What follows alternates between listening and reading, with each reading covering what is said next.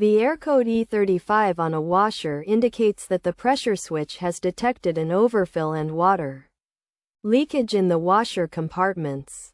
This issue is typically caused by a faulty pressure sensor, a faulty inlet valve, or faulty wiring connections. To resolve the problem, start by inspecting the water level through the door. If the water level is low or at a normal level, it's likely that the pressure sensor is faulty and needs to be replaced by a professional.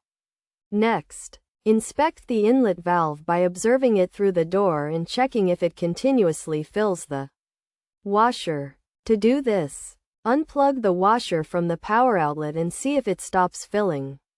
If it continues to fill, the inlet valve is faulty and requires replacement by a professional.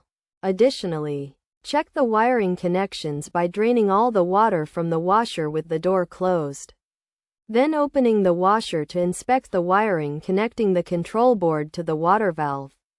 If the wires are loose, reconnect them, but if they are damaged, they will need to be replaced by a professional.